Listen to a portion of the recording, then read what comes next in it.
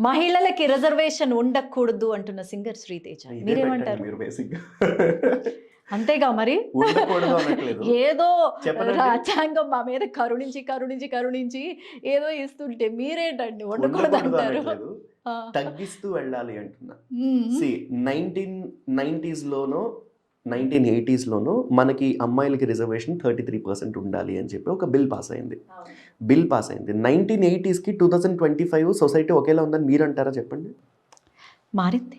మారింది కదా! మారిన దాన్ని బట్టి కానీ 33% ఎందుకు మారలేదు? మారింది కానీ. అమ్మాయిలు పెరిగారు కదా!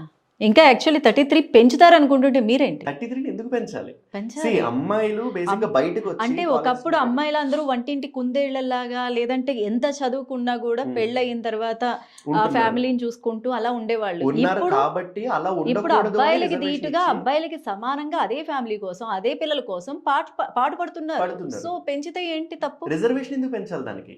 ఆపర్చునిటీ అదేంటండి? నీకు అమ్మాయిలు కూడా ఈక్వల్ ఆపర్చునిటీ తీసుకునేటప్పుడు hmm. When women are equally competing men in this, hmm. Men కి సెపరేట్ గా ఎందుకు రిజర్వేషన్ లేదు? ఓన్లీ విమెన్ కి ఎందుకు రిజర్వేషన్ ఉంది? ఇద్దరిని ఈక్వల్ చేసి పెట్టేసేయండి. మీరు దీని మీరే మీద చెప్తున్నారు. మీరు చెప్పిన మాట మరి మీరే మరి కాంట్రాడిక్ట్ దీని అవుతున్నారు. మీద వాదించారా మీరు? దీని మీద డిస్కషన్ జరిగింది బేసిక్ గా. మరి మిగతా వాళ్ళందరూ అక్కడ ఉన్న వాళ్ళందరూ ఏమన్నారు? అక్కడ 10 మంది ఉన్నాము. అక్కడ 10 అమ్మాయిలు మందిలో ఏమన్నారు ముందు చెప్పండి. అమ్మాయిలకే ఉండాలి, అమ్మాయిలే గొప్ప ఎక్సెట్రా ఎక్సెట్రా అని మాట్లాడారు.